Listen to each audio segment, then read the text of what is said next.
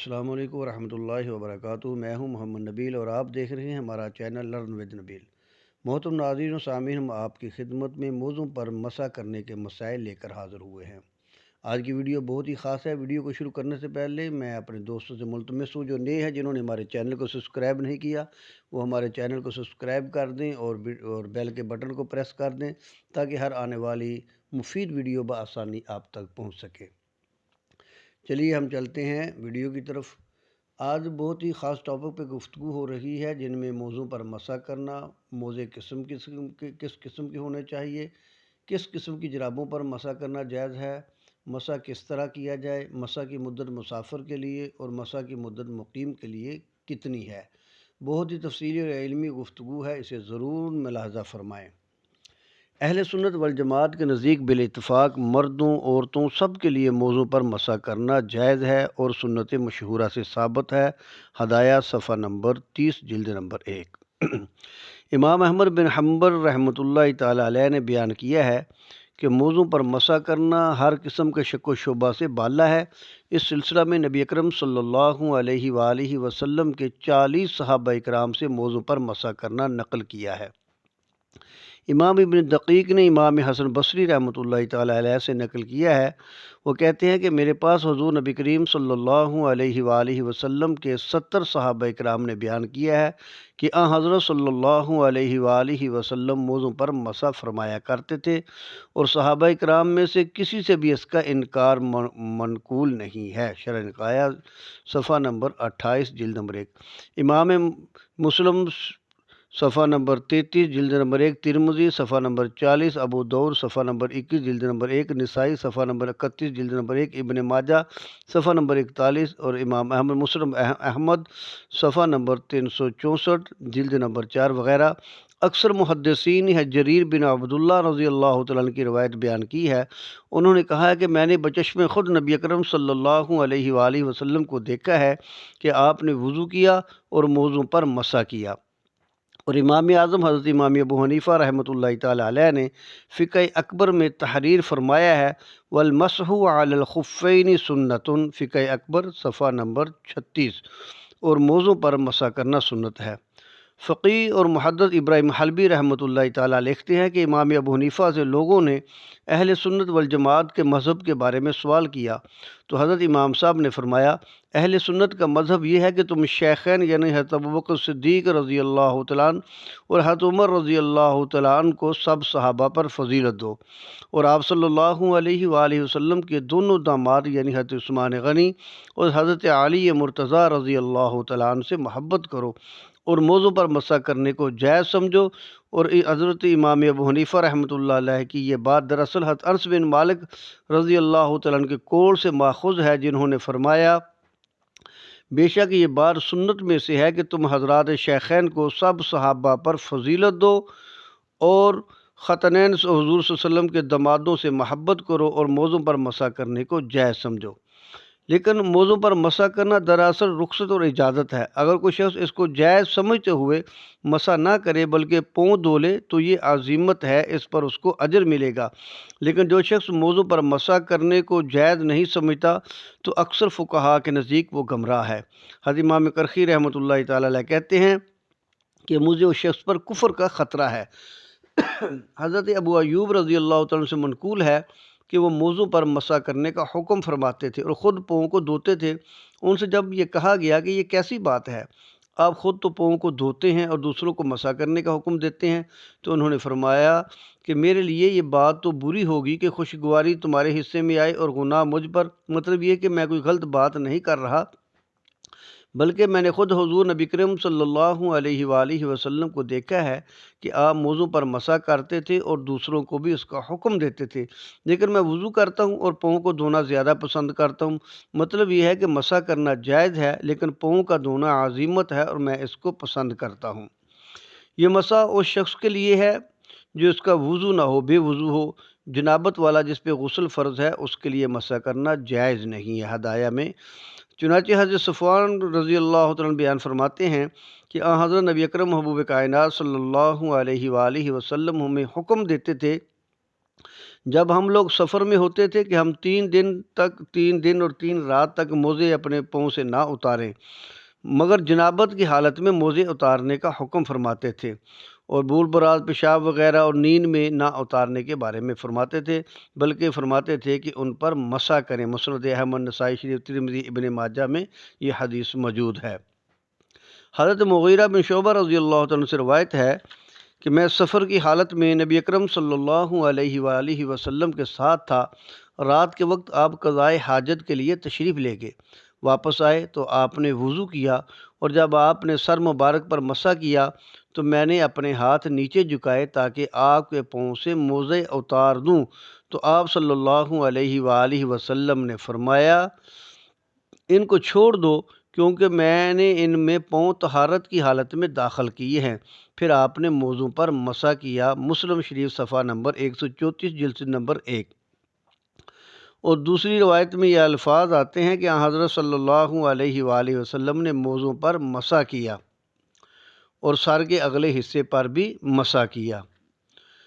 اسی طرح ہر قسم کے موضوع پر مسح کرنا جائز ہے، چاہے وہ چمڑے کے ہوں یا ریکسین کے، پلاسٹک وغیرہ کے یا نائلون کے، بشرطی کے دبیز ہوں، سب پر مسح جائز ہے، ان کا حکم چمڑے جیسا ہی ہے۔ اسی طرح ہر قسم کی جرابوں پر مسح کرنا جائز نہیں، مگر 3 قسم کی جرابوں پر مسح کرنا جائز ہے۔ نمبر 1، ایسی جرابیں یعنی جن کے نیچے تلوے کے حصے میں چمڑا لگا ہو، خواہ جرابیں باریک ہوں یا موٹی ہوں لیکن ان کے نیچے چمڑا لگا ہوا ہے۔ نمبر 2، مجلد یعنی وہ جرابیں جن کے نیچے اور اوپر دونوں حصوں میں چمڑا لگا ہو۔ نمبر 3، گاڑی جرابیں جو شفاف نہ ہوں، ایسی دبیز ہوں جن سے پانی اندر سرایت نہ کر سکتا ہو۔ ایسی جرابیں خواہ اون کی ہوں یا نائلون کی یا سوت کی ہوں لیکن موٹی ہوں، پھر ایسی ہوں کہ جن کو باندھے بغیر انسان میل 2 میل چل سکے۔ ایسی جرابیں اگر ہوں تو ان پر مسح کرنا درست ہے، ورنہ مسح نہیں ہوگا۔ ہدایہ حدیث میں جن جرابوں پر مسح کرنے کا ذکر ہے، فقہاء کرام نے ان سے اسی قسم کی جرابیں مراد لی ہیں۔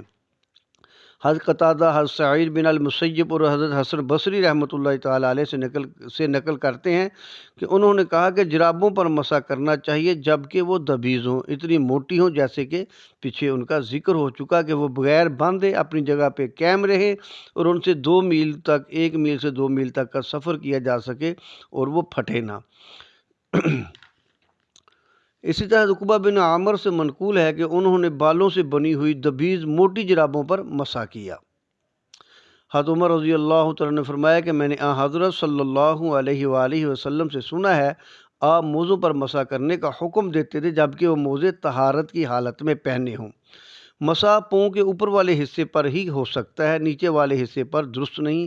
ہاتھ کی 3 انگلیوں کو پاؤں کے اگلے بالائی حصوں پر رکھ کر اوپر پنڈلی کی طرف کھینچ لے، تقریباً 3 انگلیوں کی مقدار تک فرض ہے۔ ہدایہ شریف اور موزوں پر مسح کرنے کا مسنون طریقہ یہ ہے کہ دائیں ہاتھ کی انگلیوں کو دائیں موزوں کے اوپر اور بائیں ہاتھ کی انگلیوں کو بائیں موزے کے اگلے حصے پر رکھے، یا انگلیوں کو بما ہتھیلیوں کے رکھ کر پنڈلی کی طرف یعنی کہ اوپر کی طرف کھینچے گا۔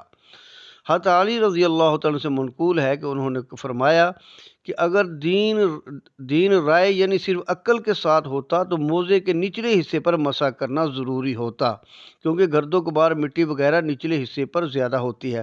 حالانکہ میں نے خود حضور نبی کریم صلی اللہ علیہ وآلہ وسلم کو دیکھا ہے کہ آپ موزے کے اوپر والے حصے پر مسح کرتے تھے۔ حضرت مغیرہ بن شعبہ رضی اللہ تعالیٰ سے روایت ہے کہ انہوں نے نبی اکرم صلی اللہ علیہ وسلم نے فرمایا کہ نبی اکرم صلی اللہ علیہ وسلم نے اپنے ہاتھ مبارک موزے پر رکھے اور ان کو انگلیوں سے پیچھے کی طرف یعنی اپنی پنڈلی کی طرف کھینچا ایک ہی دفعہ۔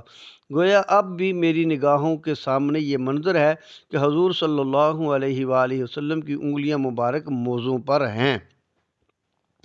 حضرت حسن بصری رحمۃ اللہ تعالیٰ علیہ نے فرمایا ہے کہ مسح موزوں کے اوپر والے حصے پر ہوتا ہے، انگلیوں سے خطوط بناؤ۔ حضرت سعید بن عبدالعزیز کہتے ہیں کہ میں نے امام زہری سے موزوں پر مسح کرنے کے بارے میں دریافت کیا تو انہوں نے اپنے ہاتھ سے اشارہ کر کے بتلا دیا اور ہاتھ کی انگلیوں کو پاؤں کے اگلے حصے پر رکھ کر پچھلی طرف کھینچا۔ اگر صرف انگلیوں کے پوروں سے مسح کرے گا، ان انگلیوں کی جڑوں اور ہتھیلیوں کو دور رکھے گا تو مسح نہیں ہوگا۔ مسح کرنے کے لیے ضروری ہے کہ انگلیاں اور انگلیوں کی جڑیں جو ہیں وہ موزوں کے ساتھ لگیں، ان کا موزوں کے ساتھ لگنا ضروری ہے۔ صرف اوپر سے انگلیاں رکھ کر کھینچ لی تو وضو نہیں ہوگا۔ ہاں اگر ایسا ہے کہ انگلیوں سے پانی کے قطرے گر رہے ہیں تو پھر مسح ہو جائے گا، ورنہ صرف انگلیوں رکھنے سے مسح نہیں ہوگا، بلکہ انگلیوں کو نیچے موزوں کے ساتھ رکھا جائے گا اور انگلیوں کی جڑیں بھی جو ہیں وہ ان کے ساتھ لگیں گی اور ہتھیلیاں۔ موزوں پر مسح کرنے کی مدت کے بارے میں حضرت شریف بن ہانی رحمۃ اللہ تعالیٰ علیہ نے حضرت ام المومنین ام عائشہ صدیقہ رضی اللہ تعالیٰ عنہ سے دریافت کیا تو انہوں نے فرمایا کہ آپ حضرت علی بن ابی طالب رضی اللہ تعالیٰ عنہ کے پاس چلے جاؤ اور ان سے دریافت کرو، کیونکہ وہ مجھ سے زیادہ جانتے ہیں۔ وہ حضور نبی کریم صلی اللہ علیہ وآلہ وسلم کے ساتھ سفر کیا کرتے تھے۔ اور شریف کہتے ہیں کہ میں حضرت علی رضی اللہ تعالیٰ عنہ کے پاس گیا اور ان سے پوچھا تو انہوں نے فرمایا حضرت نبی اکرم صلی اللہ علیہ وآلہ وسلم نے موزے پر مسح کرنے کے لیے 3 دن 3 رات مسافر کے لیے اور 1 دن اور 1 رات مقیم کے لیے مدت مقرر فرمائی ہے۔ موزے پہننے کے بعد جب وضو ٹوٹ جائے، یعنی جب بے وضو ہوگا، اس وقت سے 3 دن 3 رات یا 1 دن 1 رات کا حساب کیا جائے گا۔ مسح بھی ان چیزوں سے باطل ہو جاتا ہے جن سے وضو ٹوٹ جاتا ہے، اور موزے پر مسح کرنے کی مدت جب ختم ہو جائے تو اس سے بھی مسح باطل ہو جائے گا۔ جب وقت ختم ہو جائے، 24 گھنٹے اگر مقیم ہے تو 24 گھنٹے جب پورے ہو جائیں گے تو آٹومیٹک خود بخود ہی جو ہے وہ مسح ٹوٹ جائے گا۔ اب وہ موزے کو اتار دے، وضو کر کے دوبارہ موزوں کو پہنے گا۔ اگر 3 انگلی کے برابر موزہ پھٹ جائے تو اس پر مسح کرنا جائز نہیں ہے۔ اسی طرح پاؤں کا اکثر حصہ اگر موزے سے باہر نکل آئے تو مسح باطل ہو جائے گا، پھر وضو کر کے نماز وغیرہ ادا کرے گا۔ تو میرے محترم ناظرین و سامعین، یہ بہت ہی خاص اور اہم مسائل ہیں موضوع کے بارے میں، ان کو بار بار ان کو سماعت فرمایا جائے اور اس ویڈیو کو زیادہ سے زیادہ شیئر کیا جائے تاکہ زیادہ سے زیادہ لوگ اس سے استفادہ حاصل کر سکیں۔ اگر کوئی اشکال یا کوئی بات ایسی ہے جو کہ بیان کرنے سے رہ گئی ہو تو آپ کمنٹ باکس میں جا کر مجھ سے پوچھ سکتے ہیں، تو انشاءاللہ العزیز قرآن و سنت کے مطابق جو ہے آپ کی رہنمائی کی جائے گی۔ ملتے ہیں جلد ہی ایک نئی ویڈیو کے ساتھ، تب تک کے لیے اجازت دیجیے۔ السلام علیکم ورحمۃ اللہ وبرکاتہ۔